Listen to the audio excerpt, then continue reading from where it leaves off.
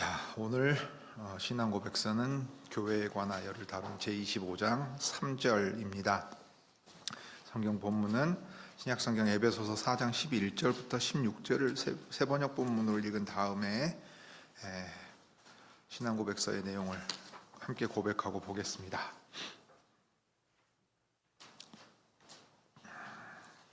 신약성경 에베소서 4장 11절부터 16절을 제가 세 번역 본문으로 읽은 다음에 신앙 고백서 함께 고백하겠습니다. 그분이 어떤 사람은 사도로, 어떤 사람은 예언자로, 어떤 사람은 복음 전도자로, 또 어떤 사람은 목사와 교사로 삼으셨습니다.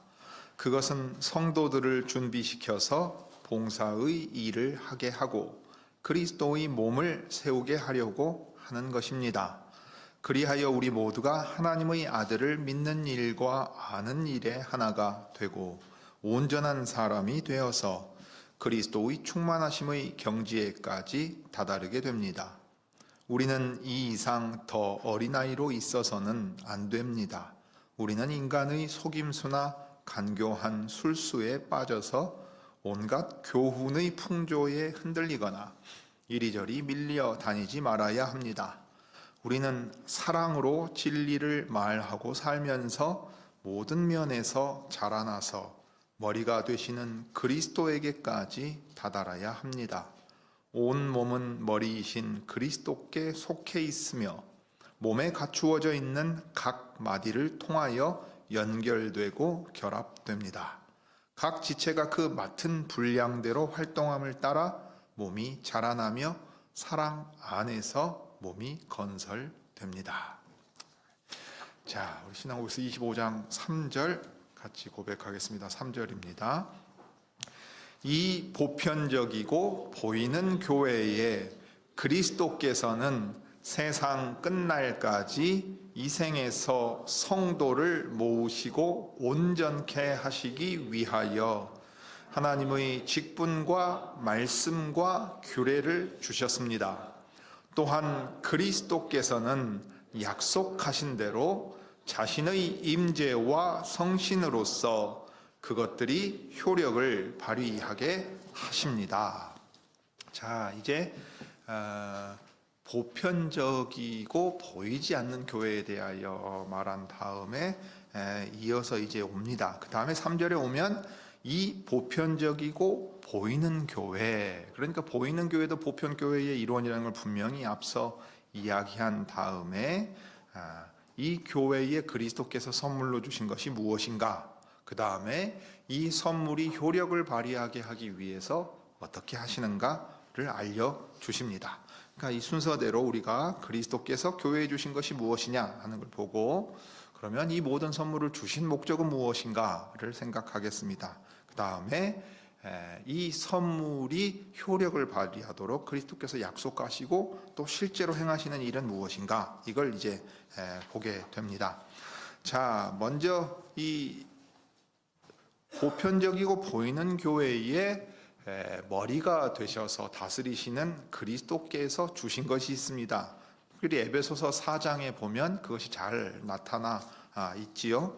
그분이 어떤 사람은 사도로, 어떤 사람은 예언자로, 어떤 사람은 복음 전도자로, 또 어떤 사람은 목사와 교사로 삼으셨습니다 했어요. 이제 이 앞부분을 보면 사로잡힌 자들을 사로잡고 하늘로 올라가실 때에 선물을 주셨다 하고 나옵니다. 그리스도께서 승천하신 이야기를 시편 68편을 인용하고 약간 변형해서 사도 바울이 우리에게 들려주는 얘기입니다. 그럴 때 사도들을 주시고 예언자, 선지자들을 주시고 특별히 초대교회의 복음 전도자들이 이제 사도행전에 보면 나옵니다. 그런 다음에 이제 디도서 같은 데서 볼 수 있듯이 내가 너에게 이제 맡긴 일, 남겨진 일들을 마무리해라 하고 교회 장로들을 세울 때 그 장로들 가운데 가르치는 일을 맡을 수 있는 사람들을 특별히 이 목자의 직분을 맡겨서 행하게 합니다. 오늘날에 이제 부르는 호칭에 따르면 그렇습니다. 목자는 이제 감독자인데 장로들 전체가 이렇게 불리기도 했습니다. 근데 이제 목사와 교사로 삼으셨다 할 때는 하나의 직분입니다. 그래서 목자를, 양무리를 돌보고 살피는 일을 하시는데 그 가운데 이제 이 양무리를 무엇으로 먹이고 돌보고 살피느냐 하면 가르침으로 돌보고 살피게 합니다. 이게 오늘날 현대의 가르치는 장로인 이 목사 직분을 가장 분명하게 보여주는 얘기입니다. 그 다음에 이제 그렇게 생각한다면 신앙 고백서가 고백하는 대로 그리스도께서 주신 건 뭐냐? 직분과 하나님의 교회의 직분과 그다음에 말씀을 주시고 규례를 주십니다. 이 규례는 특별히 성례를 가리킵니다. 하나님께서 친히 제정하셔가지고 행하게 하신 것을 가르칩니다. 자, 그럴 때 직분은 누구의 것입니까? 신자 개인의 것입니까? 아니면 뭐 기독교 단체에 속한 것입니까? 그리고 그리스도인의 은사와 규례들은 또 누구의 것입니까? 이렇게 물을 수도 있어요. 우리가 은사라 그러면은 별다른 어떤 특별한 거라고 생각하기 쉬운데 이제 선물인 겁니다. 거저 준 선물인 것인데요.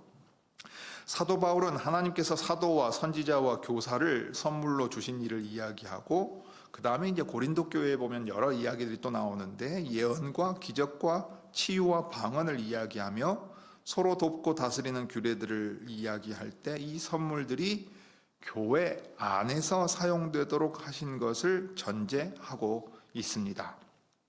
이제 고린도전서 12장 28절에 나오는 얘기입니다. 고린도 교회에 보내는 얘기죠. 고린도 교회는 은사가 풍부했다고 고린도 교회에 보낸 편지를 보면 이제 알 수 있습니다. 하나님께서 교회 안에 몇몇 일꾼을 세우셨습니다. 그들은 첫째는 사도요, 둘째는 예언자요, 셋째는 교사요, 다음은 기적을 행하는 사람이요, 다음은 병 고치는 은사를 받은 사람이요, 남을 도와주는 사람이요, 관리하는 사람이요, 여러 가지 방언을 말하는 사람이다 해서 에베소서에 보면은 교회의 직분을 말하고 고린도 교회는 주신 그 직분을 수행할 수 있는 이제 은사에 대한 이야기를 합니다. 그래서 에베소 교회의 직분자 외에 또 은사를 받아서 교회가 서가도록 어떤 유익한 일들을 하는 사람들을 이제 적어두고 있습니다. 이 모든 것은 다 교회 안에서 교회의 유익을 위하여서 행하는 일입니다. 하나님께서는 교회를 염두에 두고서 직분을 정해 주셨습니다. 교회는 그리스도께서 머리가 되시는 아주 특별한 기관이고 복음과 관련해서는 하나님께서 주신 특별한 선물들이 있는 곳입니다. 그리스도인들의 칠이나 설교와 성례 같은 규례들은 주께서 교회를 위하여 두신 것입니다. 하나님께서 자기 백성들에게 은혜를 주시기 위하여 정하신 공적인 규례들인 것입니다. 25장 3절이 이 사실을 말하면서 그리스도께서 또 이 선물들을 보편적이고 보이는 교회에 주신다 하고 말합니다. 보편적이지만 보이지 않는 교회도 아니고 보이지만 지역적인 교회만을 말하는 것도 아닙니다. 바울은 직분과 은사에 관하여 이야기할 때 그것들이 자신이 편지하는 대상인 고린도에 있는 교회만을 위한 것이 아니라 전체 교회를 위해 주신 것임도 분명히 밝혔습니다. 앞서 12장 28절, 고린도전서 12장 28절 읽을 때 교회들을 가리키는 게 아니고 하나의 교회를 염두에 두고서 이 이야기를 합니다. 그런 이 선물들은 보편적이고 보이는 교회를 위하여 주어져 있습니다. 다시 말해서 하나님께서 당신의 뜻을 이루시려고 눈에 보이는 조직으로 만드신 그리스도의 한 교회 전체를 위해서 주신 것도 있다 이거예요. 예를 들어 대표적으로 보면 이런 겁니다. 여러분 교회의 선생 역할을 할 오늘날로 좀 신학교의 선생들이 나오지 않습니까? 그 선생들은 한 교회에만 유익을 끼치는 게 아닙니다.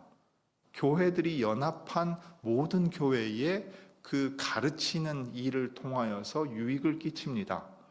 모든 교회들이 그 선생으로 말미암아 유익을 얻는 일이어서 아주 참 감사할 일이지 않겠습니까? 한 지역교회 안에서 그 받은 선물을 잘 사용해서 교회를 세워가는 일도 있지만 전체 교회들에게 사용될 그런 은사들도 있다는 사실을 우리가 기억할 수 있습니다. 자, 그럴 때 이 모든 선물들을 주시는 목적이 무엇이냐? 이것이 중요하죠. 그래야 이 선물들을 받은 그 목적대로 사용해야 되는 거예요. 복된 것들을 헛되게 사용할 수 있기 때문입니다. 자, 그러면 이 모든 선물을 주신 목적이 무엇인가 하는 것을 신앙고백서는 세상 끝날까지 이 생에서 성도를 모으시고 온전케 하시기 위하여 이 선물들을 주셨다 하고 말합니다. 그러니까 에베소서 4장 12절의 표현대로 치자면 성도들을 준비시켜서 봉사의 일을 하게 한다 했어요. 섬기는 겁니다. 가르침을 받았다 그러면 오늘 설교 잘 들었다고 문 열고 그냥 가는 게 아니고 주께서 우리를 이렇게 인도하시고 각자의 은사와 자질들이 다르다는 걸 깨닫게 하셨으니까 우리가 한 교회 안에 있을 때 내가 할 수 있는 일이 무엇이고 내가 할 수 없는 일은 무엇인가? 그러면 저 사람을 향해서 내가 어떤 마음을 가지고서 있어야 될까? 우리 모두가 어떤 목적을 가지고 어떤 일을 어떻게 해야 될까 하는 것들을 생각하게 되고 실제로 그렇게 하지요. 무엇보다 형제 자매를 돌아보면서 권면하고 격려하고 인정하면서 세워줍니다. 때로는 책망하여 바로잡는 일도 서로 행합니다. 그러니까 서로 섬기는 거지요. 그렇게 해가지고 무엇을 하려고 하느냐? 그리스도의 몸인 교회를 우리가 스스로 세워가는 겁니다. 그리스도께서 주신 은혜를 받아서 우리가 서로 섬김으로써 우리가 하나님의 집이고 그리스도의 몸인 교회로 세워져 가는 겁니다. 그러니 회중은 결코 수동적인 존재일 수가 없습니다. 말씀을 받았으면 받은 만큼 그 책임을 가지고 주체적으로 서로를 섬기고 사랑하는 가운데 교회로 서나가야 될 이 사명이 있다는 거예요. 이 은사와 자질들이 있다. 그러면 그걸 개발해야 되고 목적에 합당하게 사용해야 됩니다. 그래서 무엇보다 이 성도를 온전케 하는데 그 목적이 있다는 것입니다. 바울은 하나님의 계획이 우리를 완전한 인간이신 주 예수 그리스도와 더욱 닮아가도록 하는 것임을 잘 알고 있었습니다. 이 목표가 달성될 때까지 하나님께서 교회에 주신 선물들은 쓸모없는 게 되는 수가 없습니다. 교사는 구약의 의식법처럼 일정한 시기에만 필요한 게 아니고 목사는 영적인 어린아이들만을 위한 몽학선생도 아닙니다. 이러한 직분들은 교회와 그 안의 신자 개개인이 그리스도와 같이 될 때까지 사용하도록 주신 선물들입니다. 어떤 한 사람이 그리스도께 나아온다면 그것으로 교회의 할 일이 끝나는 것은 아닙니다. 오히려 그것은 시작일 뿐입니다. 항상 말씀드리죠. 세례는 신앙, 그러니까 교회를 이루는 첫 번째 첫 걸음이라고요. 그러니까 세례를 통해서 교회의 회원이 되면 그 교회의 사명에 함께 참여해서 지체로서의 의식을 가져야 합니다. 그리스도인들에게 성숙하지 않은 부분이 남아있고 그들이 그리스도의 충만함으로 만족하기보다는 세상의 헛된 것으로 만족하며 혹은 온갖 거짓된 교훈의 풍조 앞에서 흔들리는 것을 보는 한 그러한 여러 상황이 여전히 존재하는 한에는 우리가 해야 될 일이 있습니다. 그러한 데서 성도들을 온전케 하며 한 몸으로 세워가야 합니다.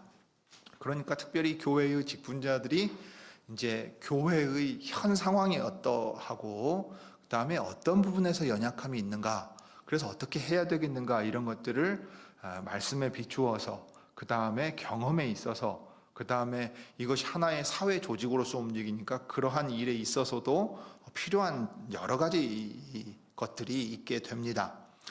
사실 에베소서의 이 구절들에서 분명하게 볼 수 있는 이 또 한 가지 사실이 있는데 그것은 교회에 주어진 선물들이 단지 직분을 맡은 사람들을 위한 것도 아니고 심지어 교회 회원들만을 위한 것도 아니고 그 밖의 다른 사람들을 위한 선물이기도 하다는 것입니다. 이게 이제 에베소서 4장에서 바울이 전한 말씀에 들어있는 그 교회의 선교적인 사명입니다. 여러분, 선교라는 말을 좀 어렵게 생각하기 쉬워요. 대체로 우리는 국내에서 행하는 일을 국내에 전도하는 것, 해외로 나가면 선교하는 것, 국가나 민족이 달라질 때 그러면 이제 선교한다고 생각하기가 쉬운데 선교란 말 자체는 하나님께서 보내시는 것입니다. 이 선교의 의미를 가장 분명하게 보여주는 성경이 있는데 요한복음 20장입니다. 이 요한복음 20장을 보면 예수께서 부활하신 이후에 제자들을 만나십니다. 그러면서 그 평강이 있으라 하고 2번 말씀을 하시지요. 그런 다음에 아버지께서 나를 보내신 것 같이 나도 너희를 보내노라 하고 말씀하세요. 이 보낸다는 게 성경입니다. 아버지께서 너에게 사명을 맡겨서 이것을 행하라고 보냈다 합니다. 오전 예배 때 우리가 요한복음 14장 낭독했지 않습니까? 그때 뭐라고 얘기해요? 내가 너희에게 하는 말이 내 말이 아니라 내 아버지께서 내게 하라고 주신 말씀이다. 그래서 아버지께서 하라고 하신 모든 일을 내가 다 이루었다. 십자가상에서 말씀하실 때 다 이루었다 하신 게 이제 그런 의미가 있습니다. 그러면서 너희가 나보다 더 큰 일을 할 거다. 이제 내가 너희를 보낸다 하고 말씀을 하세요. 그러면서 성령을 받으라 하고 숨을 내쉬십니다.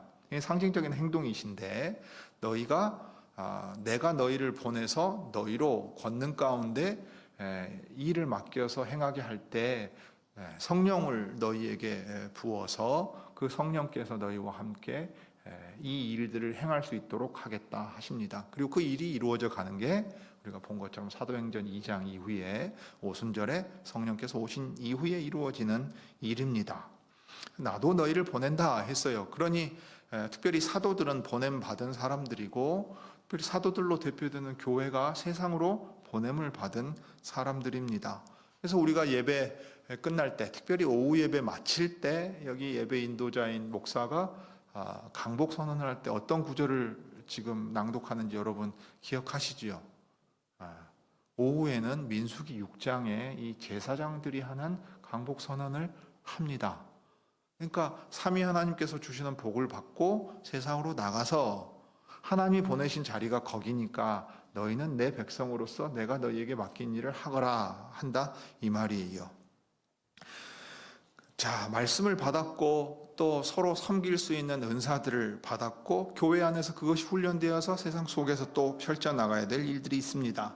그래서 성도들을 먼저 불러 모으시는 일이 있어야 되고 그 다음에 그들이 온전케 되는 일도 있을 것입니다.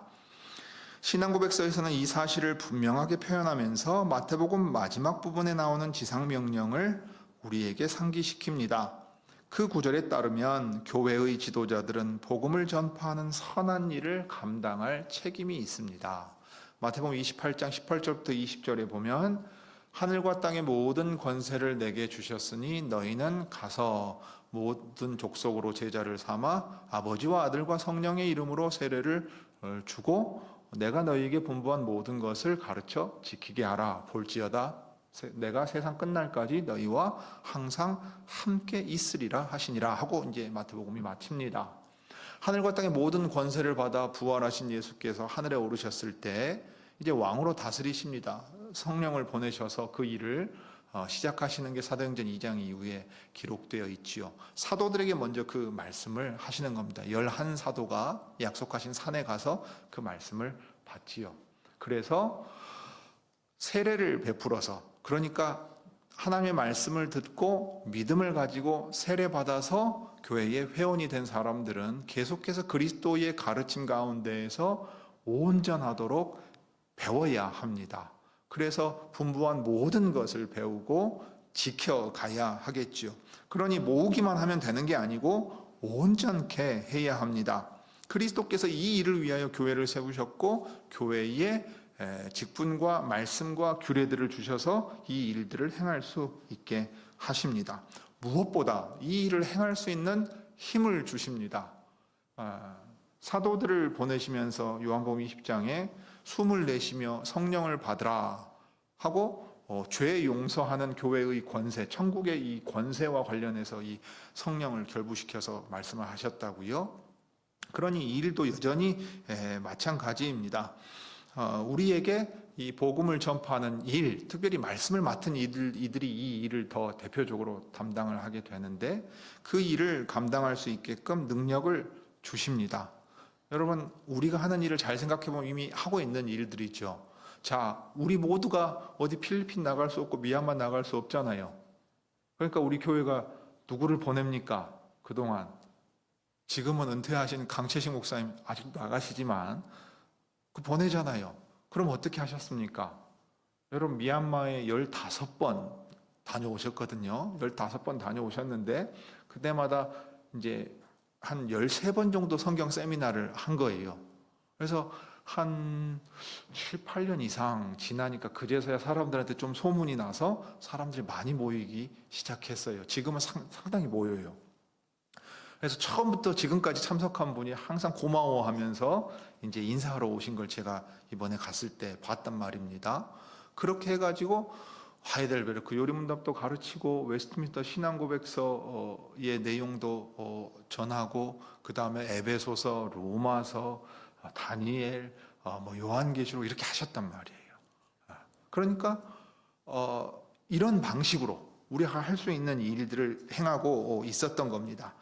자, 그러면 이 교회에 성도들을 불러 모으고 온전케 하시기 위하여 직분과 말씀과 규례를 주셨는데 그 일이 실제로 효력을 발휘하게 하기 위해서 그리스도께서 약속하신 것이 있습니다. 그게 뭐였습니까?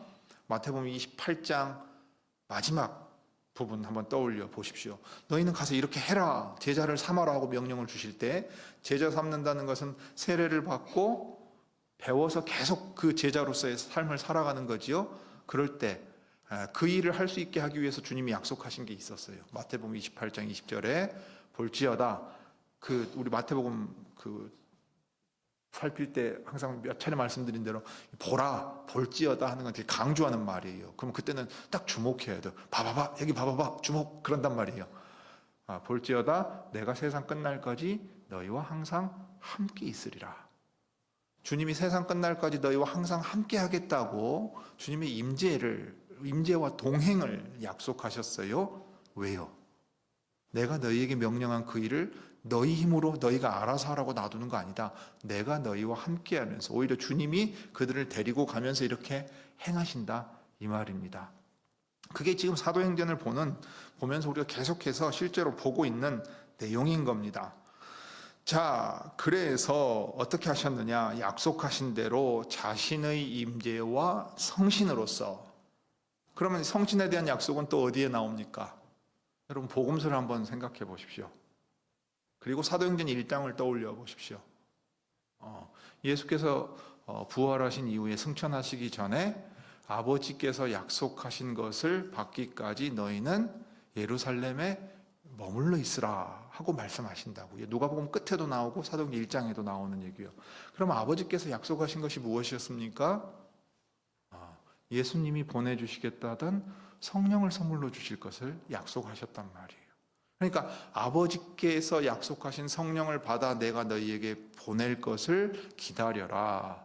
그러면 사도행전 1장 8절의 내용처럼 예루살렘과 유다와 사마리아와 땅끝까지 이르러 너희가 내 증인의 이 일을 할 수 있다 하셨어요. 그러니 사도행전 2장에 사도들의 수 12를 다 채우고 난 뒤에 오순절이 이름에 이제 예수께서 성령을 자기 제자들에게 부어주신 일들이 나오고 그 성령으로 말미암아 사도들을 먼저 움직이셔가지고 예루살렘의 교회가 서고 유다 땅에, 사마리아 땅에, 시리아 안디옥에, 그 다음에 바울의 선교여행을 통해 보듯이 아시아의 마케도니아와 아가야 지역에, 그러니까 그리스 지역에, 그 다음에 나중에 하면 어떻게 돼요?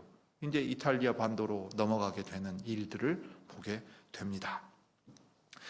자, 그래서 그리스도께서 약속하신 그대로 자신이 자기 교회와 함께 있으면서 또 성신을 부어주시고 각 사람 안에 있고 교회 가운데에 계시는 거지요. 그렇게 해서 약속하시고 은혜로 주신 선물들이 효력을 발휘하게 하는 겁니다.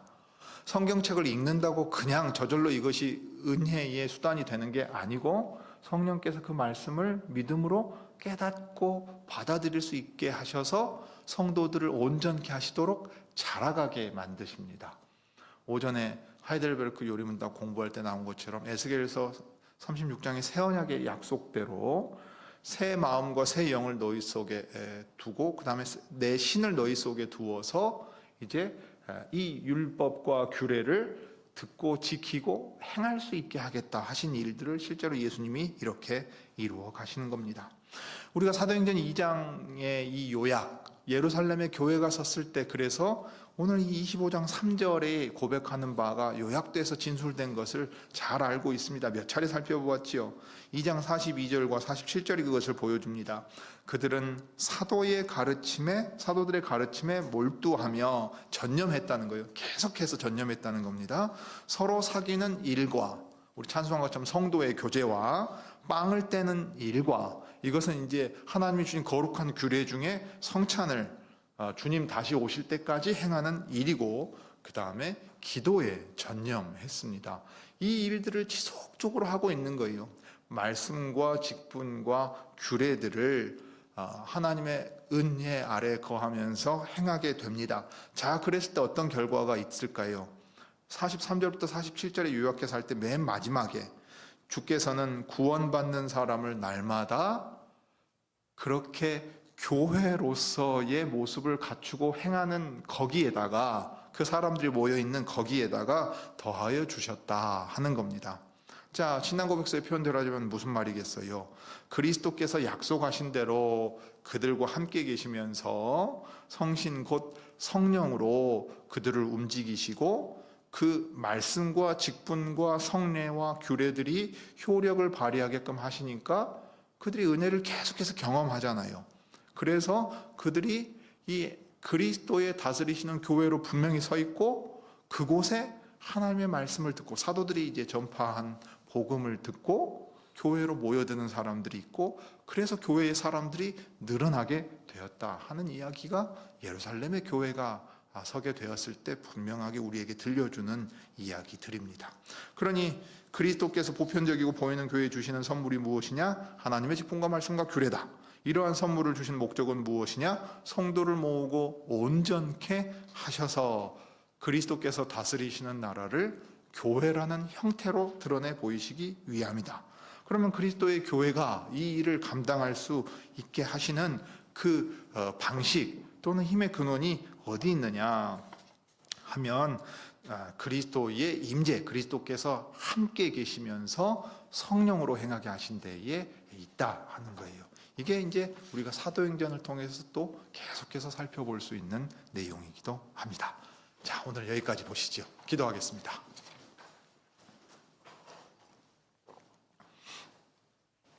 은혜가 풍성하신 하나님, 우리 아버지, 오늘 저희가 신앙고백서 제25장 3절에 이 보이는 보편적인 교회가 어떻게 그리스도의 몸을 이루어서 그리스도께서 다스리시는 나라로 이 땅에 존재하는가를 보았습니다. 그리스도께서는 친히 하나님의 직분과 말씀과 규례들을 교회에 선물로 주셨습니다.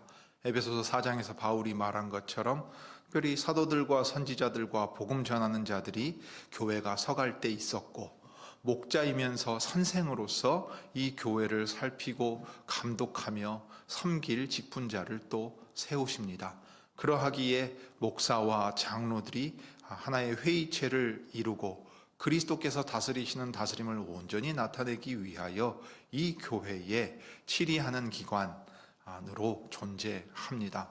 또한 이 모든 일에 있어서 그리스도께서 자기 목숨을 대신 내어주심으로 섬기며 사랑하신 본을 받아 참으로 양떼를 살피고 섬기는 가운데 다스림이 나타나게 하셨습니다. 이 모든 일들의 회중이 하나님의 은혜를 받았으면 그 은혜를 받은 자답게 각성하여 몸의 지체들로서 자기의 역할을 행하고, 그리하여 서로 연결되어서 하나님의 집으로 지어져 가게 하셨습니다.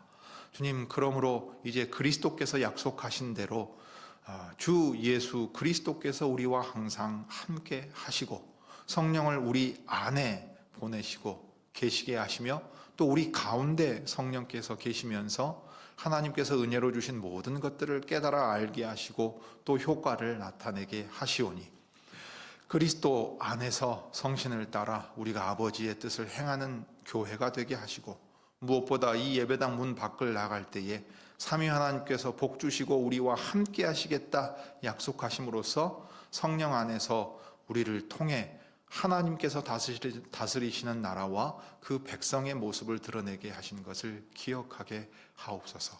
이 모든 일들이 주님의 뜻을 이루고 그리하여 아버지의 이름이 거룩히 여김을 받고 또 아버지께서 기뻐 받으시는 일들이 되게 복 주시기를 구합니다. 주 예수님의 이름으로 기도드립니다.